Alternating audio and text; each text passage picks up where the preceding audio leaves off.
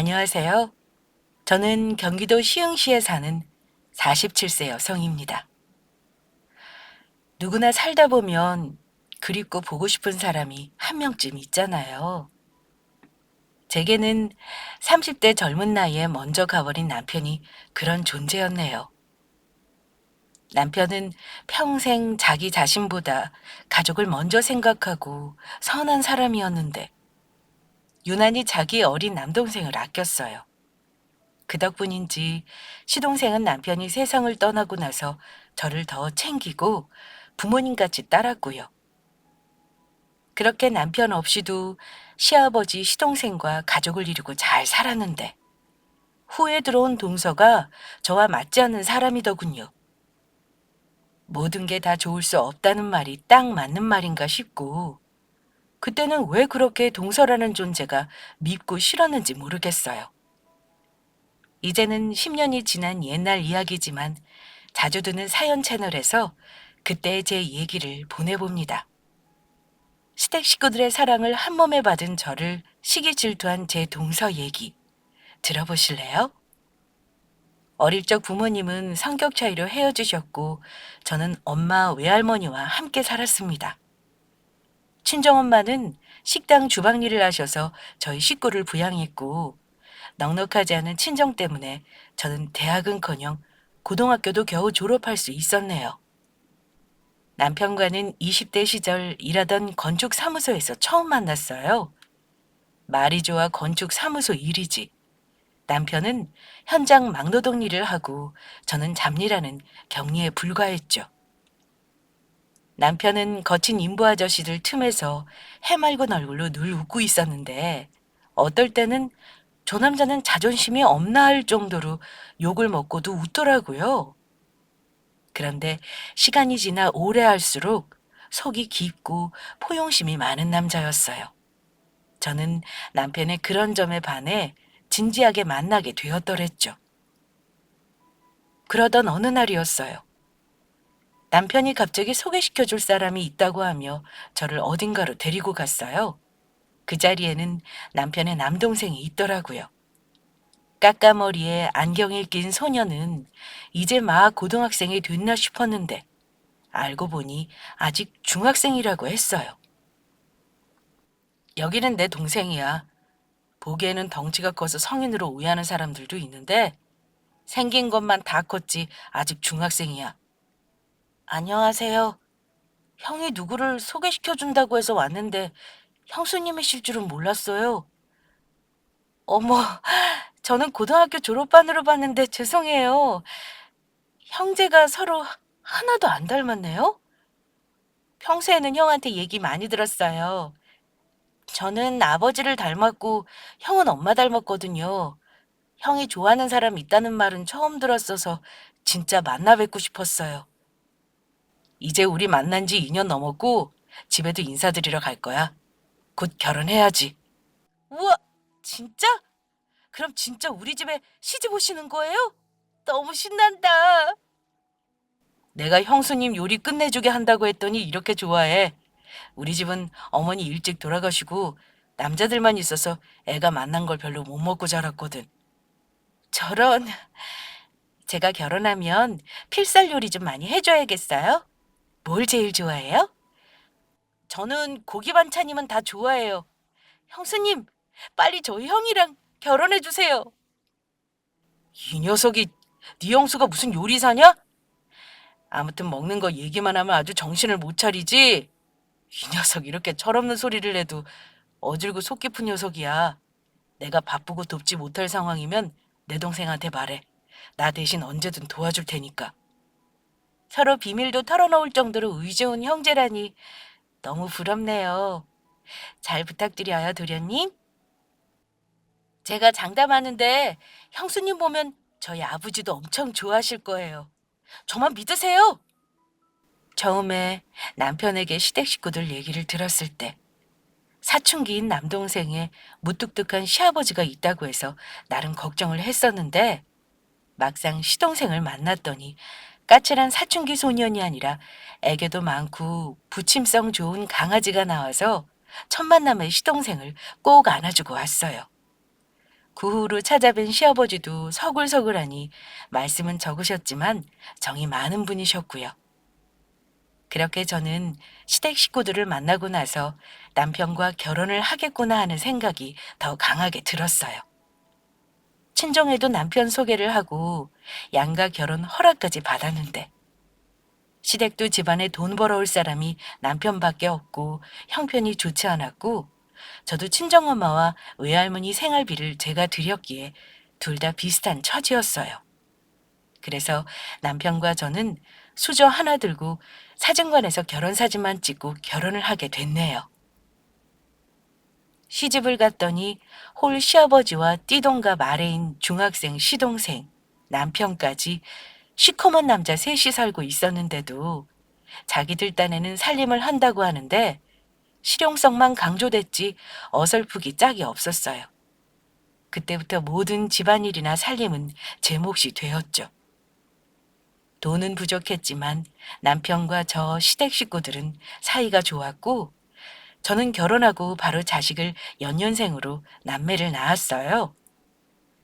콩 한 쪽도 나눠 먹는다는 말처럼 저희 식구들은 서로가 서로를 살갑게 챙기고 필요하다면 각자가 일을 도와가면서 정겹게 살았어요. 지금 생각해도 그런 우애 좋은 가족이 있을까 싶을 정도로 화목하고 행복했네요. 그런데 참 인생이란 뜻대로 안 되는 것이 남편이랑 제가 둘이 벌어서 어떻게든 여섯 식구 먹여 살리려고 하루에 일을 두 가지씩 해가면서 아등바등 살았는데 결혼 5년 차에 남편이 현장사고로 세상을 떠나게 됐지 뭐예요? 그때 남편 나이가 겨우 30대 초반이었고 자식들이 아직 어린 나이일 때였죠. 당시 시동생도 겨우 고등학교 졸업반이었고 시아버지는 환갑을 앞두고 몸이 안 좋으셔서 병원에 다니시고 양육하고 책임져야 할 가족들이 이렇게나 남아있는데 애석하게 남편이 먼저 가더라고요. 며느라, 우리 장남이 이렇게 먼저 가버리고 너한테 면목이 없다. 앞으로 어린 손주들도 키워야 하고 나라도 어디 배휴지를 주거나 일당 받는 일이라도 가야겠어. 아버님, 다리도 편찮으셔서 일하는 건 무리잖아요. 제가 하는 일을 더 늘리려고요. 앞으로 어떻게 할지 막연한 걱정만 하기에는 현실이 너무 코앞이네요. 어떻게든 되겠죠. 여자인 너 혼자 어떻게 5식구를 먹여 살려? 내가 안 그래도 노인정 가서 일할 것 좀 알아봐 뒀어. 형수님, 저도 아침에 우유 배달 아르바이트 시작하려고요. 돈은 많이 받지 않지만 제 용돈이나 학교에 들어가는 돈은 될 것 같아요. 아버님의 도련님까지 말이라도 그렇게 해주시니까 마음이 든든하네요. 다들 고마워요. 내가 우리 가족들을 위해서 최선을 다해볼게요. 사실 남편의 갑작스러운 죽음 앞에 앞길이 막막한 기분이었어요. 지금 당장 돈을 벌고 가족들 생계를 부양할 사람은 저 한 사람밖에 없었고 어린아이들 둘을 성인이 될 때까지 어떻게 혼자 키우나 걱정밖에 안 들더라고요. 그런데 그때 시아버지와 시동생이 그런 제 마음을 헤아렸는지 자신들도 어떻게든 집안 살림을 돕겠다고 나섰어요. 직장인들처럼 벌지는 못하겠지만 반찬값이라도 벌겠다고요. 말이라도 먼저 그렇게 해주는 시댁 식구들을 보는데 나만 슬프고 걱정되는 게 아니라는 생각이 들면서 힘이 나더군요. 제가 이 소중한 사람들을 지키기 위해서라도 힘을 내야겠다는 생각이 들면서 정신이 번쩍 들었어요. 그래서 저는 남편의 죽음을 슬퍼할 겨를도 없이 건축사무소 일부터 주말 시간이 되는 대로 건설 현장 한박집 일, 도배업체 일, 청소일 등 정말 안 해본 일 없이 하면서 살았어요. 제가 일하지 않으면 안 되는 상황이었기에 시아버지와 시동생이 아이들을 많이 봐줘서 저는 일한다고 뛰어다닐 수 있었고요. 특히 시동생은 제가 시집 왔을 때부터 저를 친누이 혹은 엄마처럼 잘 따랐는데 아마 시어머니가 아주 일찍 돌아가시고 엄마의 정을 못 느껴봐서 더 그랬던 것 같아요. 남자 셋만 살다가 집안에 제가 식구로 들어오니 얼마나 좋아하던지요. 그 모습이 이쁘고 짠해서 시동생이 먹고 싶다는 음식은 불어 꼭 챙겨주고 다른 가족들 몰래 용돈도 늘 챙겨줬더랬죠. 그런 제 마음을 알았는지 시동생은 늘 어버이날마다 형수님의 어머니 같은 은혜 잊지 않겠다고 손편지도 써주고 했었네요. 시동생은 공부도 곧잘 했고 법대에 진학하더니 제가 40 정도 됐을 때 사법고시도 합격했어요. 제가 고생해서 학비도 도와주고 키운 시동생이 자기 꿈을 이루자 제 꿈이 이루어진 것 마냥 너무 기쁘더라고요. 시댁은 작은 시골 마을에 있었는데 제가 마을 입구에 시동생 사법고시 합격 현수막을 불어 걸었고 그걸 보고 시동생과 얼싸안고 기쁨의 눈물을 흘리며 그리운 남편 얘기를 밤새 했었네요.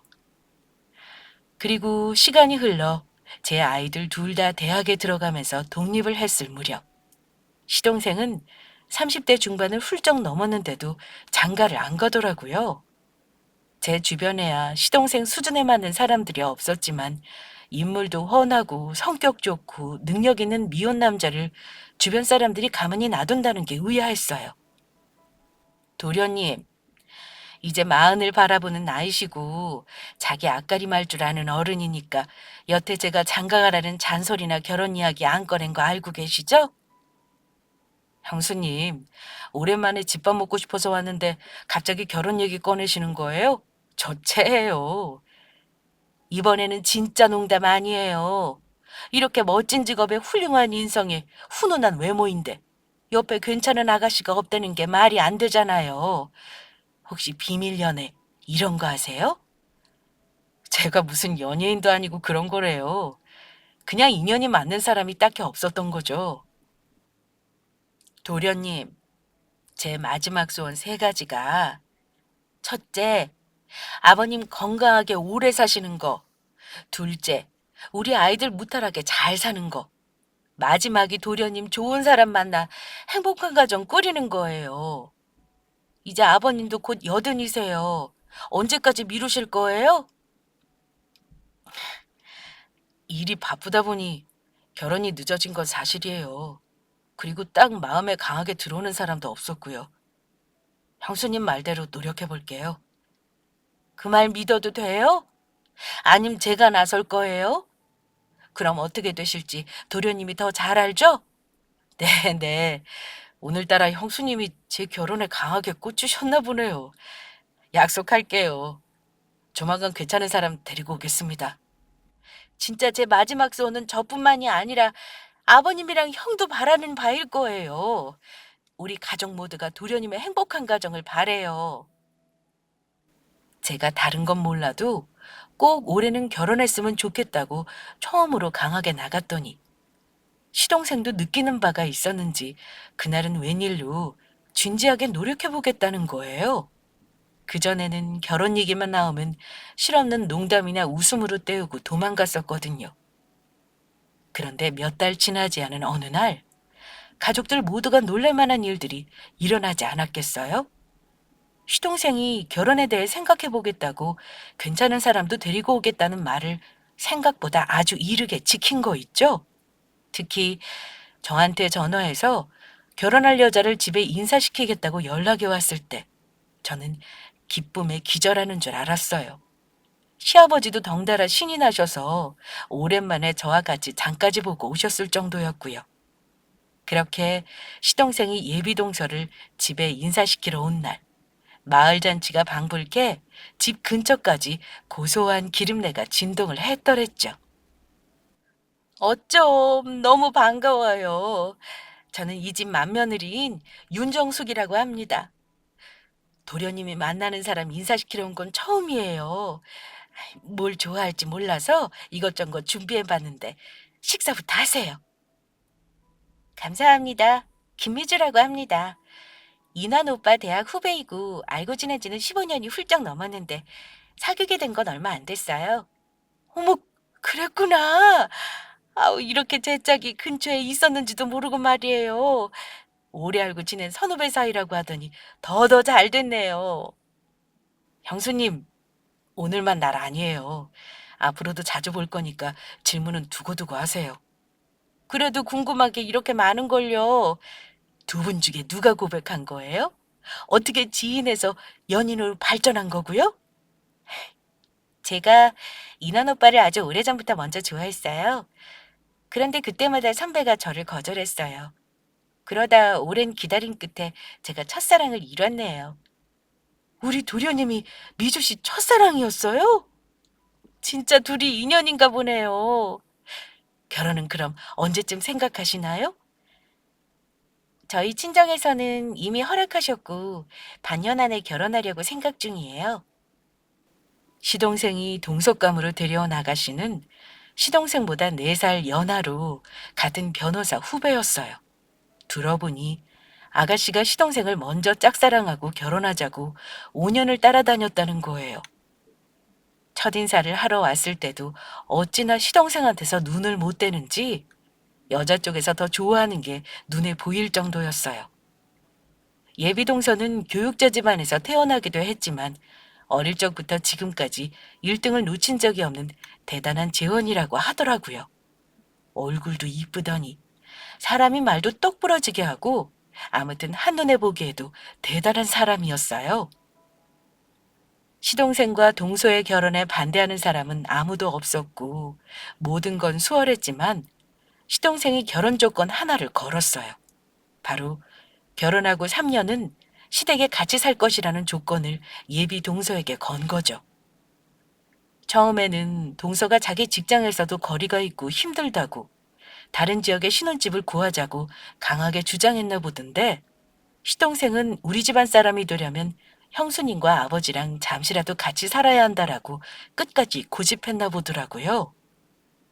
서울, 경기도, 도심의 좋은 집들 다 놔두고 불편하고 낡은 시골집에서 3년을 그것도 낯선 시댁 식구들이랑 살라니 젊은 세대인 동서에게는 결혼을 포기해야 하나 싶을 정도였을 거예요. 저도 시동생에게 너무 어려운 결혼 조건이라며 그냥 경기도 수원이나 서울에 편히 살라고 했지만 결국 시동생 뜻대로 모든 게 이루어졌고 동서는 시댁에 합가를 하고 결혼 생활을 시작하게 됐어요. 처음 같이 사는 1년 동안 큰 문제가 없었던 게 시아버지를 제외하고 모든 가족들이 일을 한다고 출퇴근을 하고 있었기에 이른 아침 혹은 늦은 저녁에만 얼굴을 잠깐 마주하고 말았어요. 당시 저는 지인들과 도배일 혹은 청소업체 일을 하고 있었고 평일 주말 안 가리고 일이 있으면 했기에 동서와 제가 마주칠 일은 더더욱 별로 없었고요. 그런데 1년이 지나자 동서가 제게 당연하듯이 집안일을 다 떠넘기고 일을 시키기 시작하더라고요. 동서는 시아버지나 시동생 앞에서는 순한 양처럼 굴었지만 저하고 단둘이 있으면 쌩하게 굴 때가 많았어요. 시동생이 저를 친엄마 대하듯이 하고 모든 형수님 말에 토달지 말고 따르라고 해서인지 동서가 어떨 때는 제게 셈이나 질투를 하는 것도 같았고요. 특히 제가 상업계 고등학교를 나왔다는 걸 듣고서는 동서가 은근히 무슨 말만 하면 형님 가르키다가 아니라 가르치다예요. 맞춤법도 제대로 모르고 쓰시면 어떡해요? 라는 말을 하면서 저를 지적하고 무시하는 말들을 제법 하는 편이었어요. 처음에는 기분 탓인가 했는데 어느 날 동서와 제가 처음으로 대판 싸우게 되는 날이 있었더랬죠. 동서가 당연하다는 듯이 자기 빨랫감을 제게 하라고 주고 가서 그냥 색깔별로만 분류해서 세탁기를 돌렸더니 동서 캐시미어 옷이 망가져 버렸던 거예요. 퇴근하고 돌아온 동서는 자기가 아끼는 옷을 제가 잘못 빨아서 망쳐놨다면서 소리를 지르면서 저를 몰아붙이는데 그날은 저도 못 참고 같이 싸웠네요. 무식하고 기본이 없어도 유분수지. 어떻게 캐시미어를 다른 옷들이랑 같이 세탁기에 넣고 돌려버려요? 이게 얼마짜리 옷인지 아세요? 그러게 동서가 진즉에 세탁소에 맡기거나 본이 빨리 수술했으면 이런 일 없었잖아. 그걸 말이라고 하세요? 형님 잘못에 대한 사과 한마디 없이 제가 빨래 맡긴 거에 대한 지적만 하시는 거예요? 동서, 변호사 일 바쁘고 힘든 거 알아. 하지만 우리 집은 시아버님도 자기 빨래 직접 하셔. 나도 정기적이지는 않지만 일하고 있는데 언제까지 동서 집안일까지 다 해줄 수 있어. 아버님처럼 아픈 사람도 아니고 동서 건강하고 모든 수술을 할 수 있잖아. 저는 평생 집안일 안 해보고 컸어요. 저희 부모님은 하나뿐인 딸 손에 물 묻히는 거 극도로 싫어하셨고요. 동서 나이 30 넘었고 시집을 왔으면 안 해본 일도 배워서 해야지. 제가 시집 오면 뭐든 다 해줄 것 같이 구시더니 이제야 본색 드러내시네요. 앞으로 기본 소재도 잘 알아보시고 마구잡이 빨래하는 형님께는 제 비싼 옷들 안 맡길 테니 그리 아세요. 듣던 중 반가운 소리네. 나도 이제 집안일에서 해방되고 싶은 사람이야. 제발 그렇게 해줘. 다른 집안일들도 동서가 알아서 하면 더 좋고. 내가 동서 가정부는 아니잖아? 우리 남편 얘기 들어보면 자기 형수님같이 천사 같고 따뜻한 사람 없다더니 다 틀린 말이었네요. 천사는 무슨 개뿔. 무식하고 기본도 모르는 그냥 아줌마잖아요. 그런데 맨날 이 집구석 남자들은 형님이 무슨 대단한 사람이냐 축켜 세우고 형님 말이 곧 법이죠. 그러니 집이 이 모양 이 꼴로 돌아가는 거라고요. 동서, 옷 때문에 화가 난 건 알겠는데 아무리 그래도 내가 동서 손이고 할 말이 있고 안 할 말이 있는 거야. 이러니 내가 동서를 포용력 있게 대하기가 점점 어려워져. 동서가 나를 하인부리도 부려먹고 일방적인 존중을 원하는데 내가 어디까지 참아줄 수가 있겠어? 동서와 제가 큰 소리로 싸우는 소리를 듣고 시아버지가 저희 둘을 혼냈고 그 일로 시동생까지 저와 동서의 싸움을 알게 됐고 동서를 타이를 과정해 무조건 저한테 소리 지르고 화낸 걸 사과하라고 하면서 동서 자존심을 건드렸나 보더라고요. 만약 동서가 제게 사과를 안 하고 하극상 짓을 계속 해나가면 이혼까지 고려한다는 시동생의 강수에 동서는 제게 무성의한 사과를 했지만 그 싸움을 계기로 저와 동서 사이는 더 안 좋아져서 점점 멀어질 수밖에 없었죠. 저는 모든 사람이 어떻게 잘 맞고 잘 지낼 수가 있을까라는 생각을 하면서 다음부터는 동서와 말도 오래 안 섞었어요. 그렇게 시간이 흘러 시동생이 결혼 2년 차에 접어들었고 시동생은 당시 법정 소송 때문에 미국과 한국을 왔다 갔다 하며 출장에 바쁜 나날들을 보냈어요. 그리고 동서도 자신이 속해 있던 중견 로펌 변호사 사무실에서 독립을 해서 자기 개인 변호사 사무실을 개업한다고 정신없이 바쁘더군요.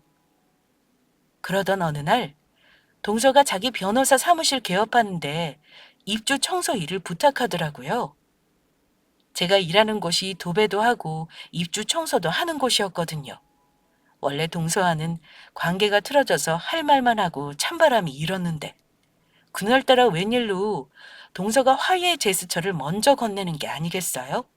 후에 시동생이 형수님 청소업체에 개업사무실 청소일 의뢰하고 먼저 다가가라는 말을 했었다는 걸 알게 됐었지만요. 형님, 저 이번에 수원 광교 쪽에 개인 변호사 사무실 개업하는 거 아시죠? 안 그래도 도련님한테 들었어. 축하해. 곧 개업일이지 않아? 네. 그래서 형님한테 입주 청소 좀 부탁하려고요. 인테리어나 사무실 내부 공사는 거의 끝이 났거든요. 청소만 깨끗이 하고 마무리하면 될 것 같아요. 잘 됐어. 내가 다니는 청소업체 일 정말 잘하거든. 날짜랑 시간 정해주면 내가 가서 청소해줄게. 네, 그럴게요. 그리고 이번에 사무실 개업식에 그이는 미국에서 일이 있어서 못 온다고 하니까 형님이랑 아버님이 참석해 주시면 좋겠어요. 도련님이 일정이 안 되는구나. 그런데 아마 아버님은 거동이 불편하셔서 근거리는 몰라도 수원까지 가시는 건 어려우실 거야.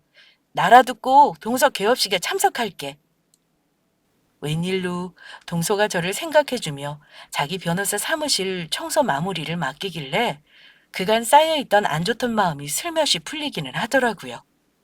그래서 그 어떤 때보다 열정적이고 꼼꼼하게 청소 일을 했더랬죠.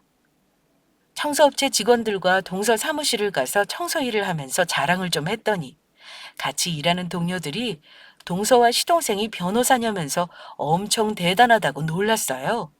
그 탓에 제 어깨가 으쓱하기도 했고요. 동서도 제가 해준 청소가 마음에 들었는지 고맙다며 기존 청소비보다 더 높은 일당을 쳐줬고요.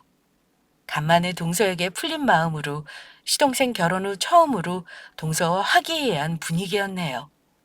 그러고 동서 변호사 사무실 개업 당일, 제가 가진 옷 중에 가장 고가의 옷을 나름 차려입고 동서 사무실로 갔어요. 주차하는 공간부터 건물도 널찍한 것이 청소할 때도 느꼈지만 분해가 나더라고요. 이윽고 동서 변호사 사무실이 있는 층수로 올라갔더니 주변 지인들을 다 불렀는지 그 넓은 사무실이 다 북적였어요. 동서와 인사를 하고 싶었지만 개업식의 주인공이다 보니 정신없이 손님 응대하고 바빠 보이더라고요. 그래서 혼자 조용히 사무실 한켠에서 음료만 홀짝이면서 기다리고 있었어요. 그런데 그때 옆에서 어떤 노신사분이 이 사무실 직원분이냐면서 말을 걸어오더군요. 제가 아니라고 답하면서 노신사분과 대화의 물꼬가 이어졌고 결국 말을 하다 보니 사무실 인테리어 얘기부터 대표인 동서 얘기까지 하게 됐더랬죠. 미주양 형님 된다면 제인왕군의 형수 되십니까?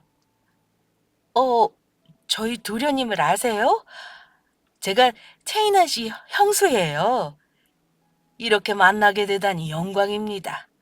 시동생을 어려서부터 어머니처럼 키우셨다지요. 훌륭하게 잘 키우셨습니다. 누구신지는 모르겠지만 말씀 감사합니다. 제 시동생이라서가 아니라 참 바르고 정의로운 사람이죠. 그래서 법조계 일을 한다고 했을 때도 자기한테 잘 맞는 일을 찾았구나 했고요. 그러시군요. 어떨 때는 한 사람의 영향력이 누군가의 삶을 송두리째 바꾸기도 하죠. 인왕군이 형수님에게 좋은 영향을 받았었나 봅니다. 지금 어디 직장에 다니시거나 주부이십니까? 네, 청소 도배업체에서 일을 하고 있습니다. 지금 이 사무실도 저희 업체가 입주 청소를 했어요. 그래요? 저도 다음에 사무실 청소 한번 의뢰해야겠군요. 손도 못 대는 오래된 것도 청소 가능하실지 모르겠네요. 물론이죠. 업체 나름의 노하우로 뭐든 다 청소해드려요. 걱정 마세요. 명함을 드려야 하는데 제가 다음번에 미조양이나 인왕군을 통해 연락을 한번 드리지요. 제가 오랜만에 말이 통하는 사람을 만나서 한참을 노신사분과 신이나 얘기를 해나가고 있는데 동서가 저 멀리서 허옇게 질린 얼굴로 불이 나게 저와 노신사분이 있는 쪽으로 오더라고요. 알고 봤더니 제가 대화한 노신사분이 대법관 출신으로 법조계의 전설적인 인물이셨어요. 동서와 시동생의 대학 은사이기도 했고요. 노신사분이 90도 인사를 하는 동서에게 굉장히 재미난 분이 형님이시구만이라며 너털 웃음을 짓자 동서가 그 앞에서 바짝 쫄더라고요. 그리고 노신사분이 자리를 옮기시자 바로 동서가 제게 따라오라고 눈짓하고서는 사무실 출구로 데리고 갔어요. 그러면서 동서가 제 머리 끝에서 발끝까지 훑어보더니 정색을 하면서 구석으로 끌고 가더라고요. 그리고 저에게 삿대질을 마구하면서 화를 냈어요. 형님, 도대체 이 행색은 뭐예요? 아무리 그래도 변호사 사무실 개업식인데 제 얼굴을 봐서라도 옷은 제대로 갖춰 입고 오셨어야죠. 이 옷들 몇 년 전에 백화점에서 도련님이 사주신 옷이야. 이게 뭐 어때서 법조계 사람들 모인다고 정장에 드레스라도 입고 왔어야 해? 물론 사무실 안에 대부분의 사람들이 정장을 차려입고 있었지만 제가 셔츠에 면바지 입었다고 동서가 행색이 초라하니 많이 하는데 좋던 기분이 바닥에 처박히는 기분이었어요. 예전에 저를 무시하던 동서의 모습으로 다시 돌아간 것 같아 무시당하는 기분에 나빠 집에 가고 싶더라고요. 그러면서 동서가 제 기분 따위 안중에도 없는 모습으로 아까 제 옆에 있던 노신사분에게 무슨 얘기를 했으며 혹시나 자기 욕을 했냐면서 따지기 시작하지 않겠어요? 선생님하고 무슨 얘기한 거예요? 아주 신이 나서 쫑알쫑알 얘기하던데 저분이 어떤 분인지나 알고 그러는 거예요? 내가 오늘 처음 만난 분이 누군지 어떻게 알아? 동서랑 도련님 알고 계시길래 몇 마디 나눈 것 뿐이야. 이러니 내가 초대를 말았어야 했는데 남편이 타이르는 말에 홀랑 넘어가서 이런 사람을 개업식에 초대나 하고 그분은 오빠랑 저의 은사님이기도 하고 우리나라 법조계에 살아있는 전설이세요. 그런 분 앞에서 푼수같이 아무 말이나 하고 내가 어떻게 얼굴을 들고 다닐지 모르겠네요. 난 몰랐지. 그냥 관계자 분이거나 선배 변호사이신가 보다 했지. 그냥 물어보시는 거 답변하고 모르신다는 거 알려드리려고 했어. 실수는 딱히 안 한 것 같은데. 주제넘게 누가 누구를 알려준다는 거예요? 여기 있는 모든 사람하고 형님 지적 수준이 다를 텐데. 당신 같은 고졸이 낄 것이 아니라고요. 알겠어요? 그냥 조용히 인사만 하고 갈 것이지 이렇게 나대다니 할 말이 없네요. 아는 체 하지 말고 빨리 나가요. 형님이 수준 안 맞는 건 알았지만 이 정도일 줄 몰랐네요. 동서는 자신도 감히 은사님과 편하게 말을 못하는데 자기 형님이라고 밝히면서 푼수짓을 떨었다며 진저리를 치더라고요. 그러면서 장소에 따른 옷차림도 못 따른다면서 저보고 창피하다며 더는 일 만들지 말고 집으로 돌아가라고 제 멱살을 잡고 떠밀었어요. 제가 너무 당황해서 아연실색하고 일방적으로 동서에게 당하고만 있는데 그때 제 앞에 그림자가 들이오더니 누군가 동서 뺨을 날리지 뭐예요? 처음에는 누가 제 앞을 막아서 제 멱살을 잡고 있는 동서 손목을 빠르게 채가길래 무슨 일인가 멍했는데 이윽고 바로 뺨을 날리는 찰진 소리가 빈복대에 울려서 그제야 동서가 뺨을 맞았구나 알았어요. 저와 동서 모두 놀라서 상대를 보는데 바로 저희 시동생이더군요. 일 때문에 한국에 못 온다고 했던 시동생이 버젓이 눈앞에 와 있는 것도 놀랐는데 동서의 뺨을 때리다니요. 그리고 그 옆에는 저와 한동안 대화를 했던 대법관 노신사분이 서 계셨어요. 어디서 형수님 멱살을 잡아? 당신 제정신이야? 내가 그렇게 형수님을 시어머니라고 생각하고 잘 모시라고 했는데 기어코 이 사달을 내? 여보, 이건 오해예요. 형님이 사람들 앞에서 쓸데없는 말을 하고 해서 제가 그러지 말라고 하는 중이었어요. 형수님은 말 함부로 하실 분도 아닐 뿐더러 당신한테 지적당할 만한 위치가 아니지. 그리고 고졸이라서 여기 낄 자리가 안 된다고? 당신 인성 참 알만하다. 그 말은 제가 혼났나 봐요. 진심은 아니었어요. 진짜예요. 믿어줘요, 여보. 도련님, 오늘 개업식이고 주인장이 자리를 길게 비우면 안 되는 거잖아요. 이만하고 들어가요. 형수님, 제가 모든 걸 듣고 목격한 이상 이번에는 그냥 못 넘어갑니다. 당신도 오늘 일 이혼이고 뭐고가 중요한 게 아니라 한 사람을 인격 모독한 죄에 대해 어떻게 할지 그 똑똑한 머리로 잘 생각해봐. 여보, 그럼 형님 편만 들 게 아니라 내 입장이나 얘기도 들어줘야죠. 가해자 입장? 그래, 한 번은 들어줄게. 하지만 내가 확실하게 납득할 만한 변론이어야 할 거야. 최군, 안타깝지만 나는 이만 가보겠네. 미주에게 거는 기대가 컸던 만큼 내가 참 실망이 크네. 그럼 이만. 모두가 기함하고 있는 순간 시동생이 동서에게 자신의 친부모 같은 형수를 욕보이는 건 용서할 수 없다며 동서를 다그치기 시작했어요. 그리고 노신사분도 옆에서 그런 시동생과 더불어 동서에게 윗사람을 무시하고 인격 모독하는 제자는 필요 없다며 동서에게 실망했다는 말과 함께 호련히 가버리시더라고요.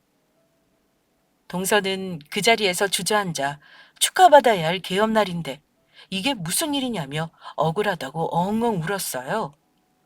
시동생은 그런 동서를 무시한 채 진심 어린 사과가 없으면 우린 끝이다라는 말을 동서에게 날리며 동서 사무실에 들어가 보지도 않고 저를 데리고 본가로 돌아왔고요.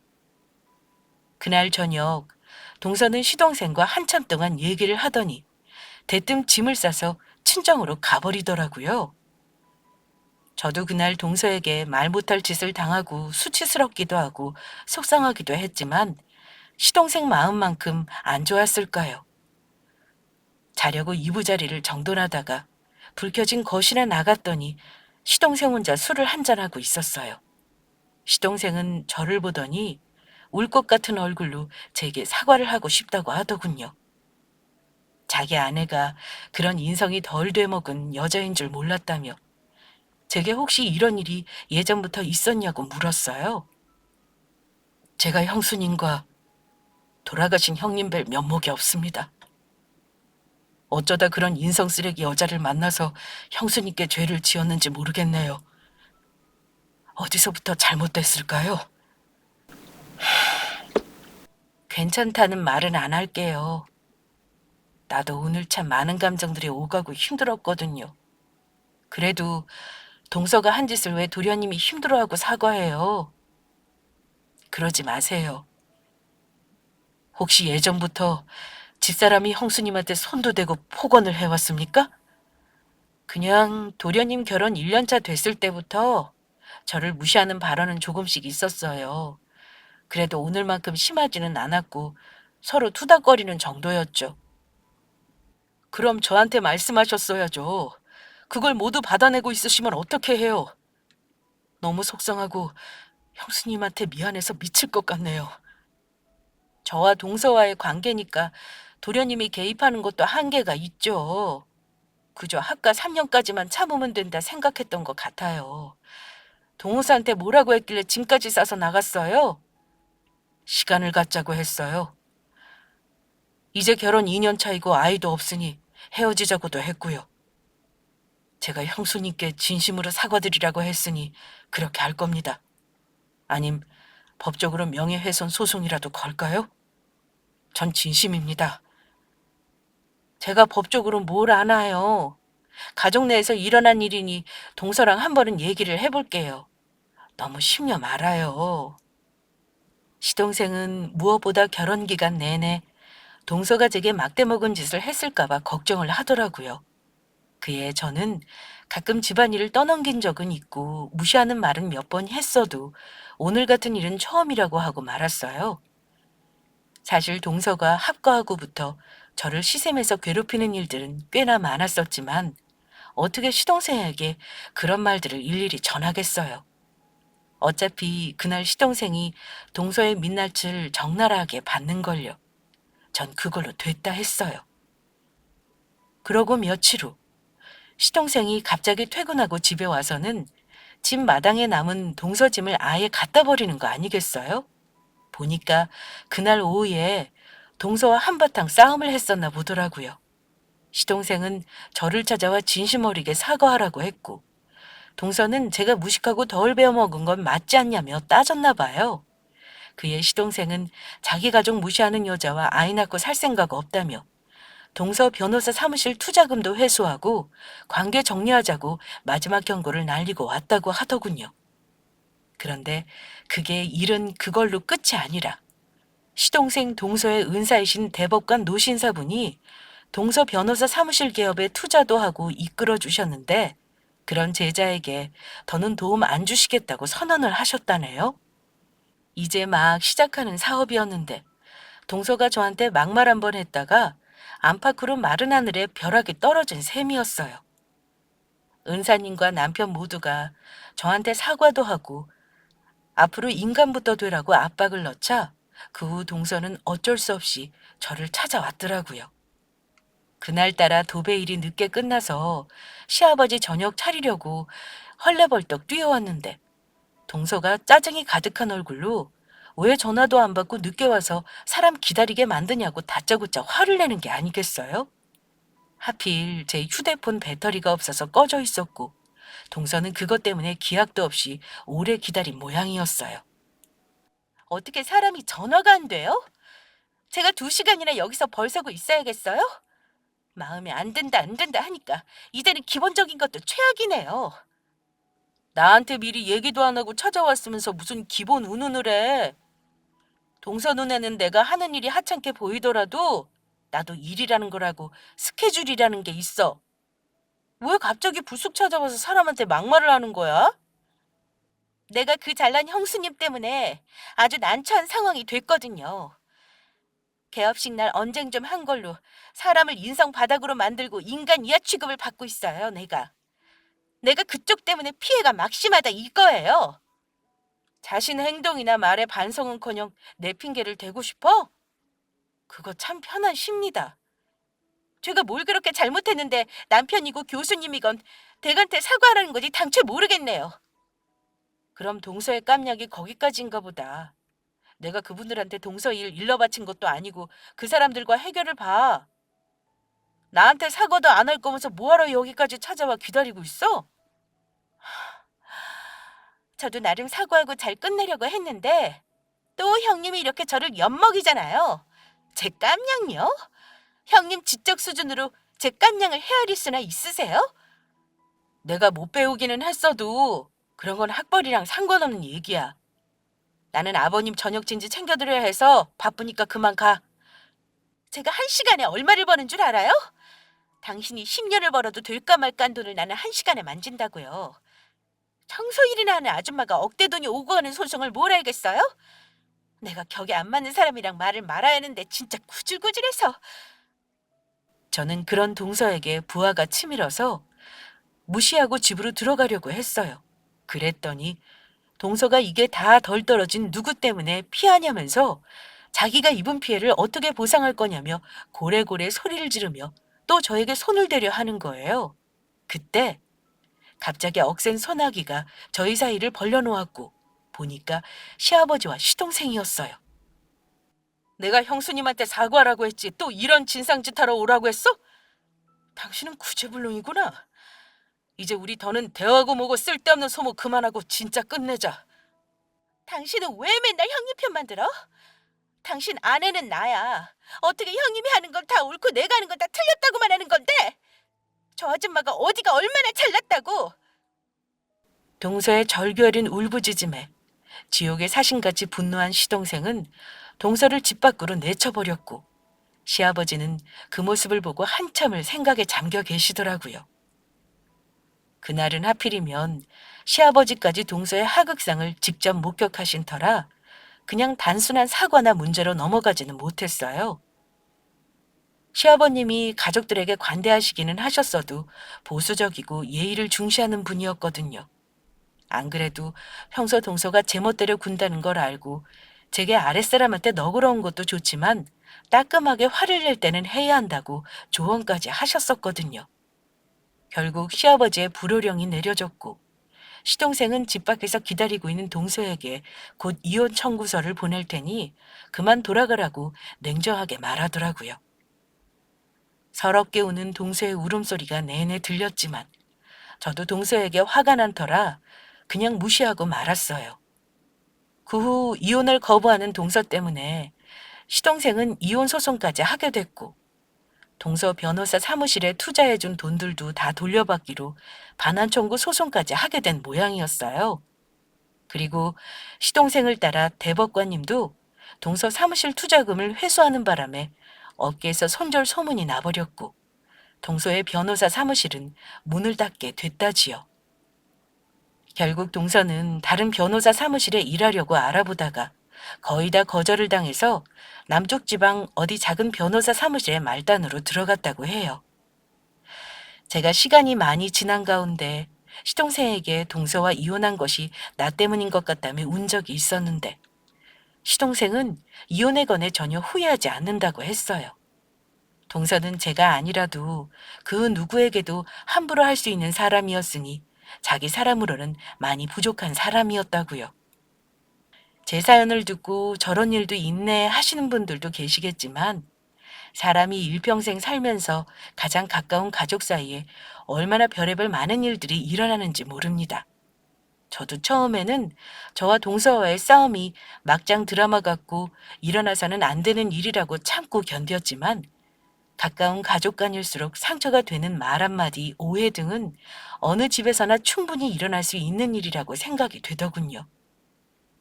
여러분들 가정에는 그런 일이 없도록 부부끼리 안 좋은 말을 주고받았거나 오해가 있다면 대화를 하고 바로바로 사과를 하고 푸세요. 그리고 무엇보다 이 세상에서 가장 소중한 내 가족을 귀하게 여기는 말이나 행동이 꼭 필요하다는 걸 잊지 마시고요. 제 얘기를 들어주신 모든 분들의 가족이 평안하고 사랑이 충만하길 기원합니다. 감사합니다.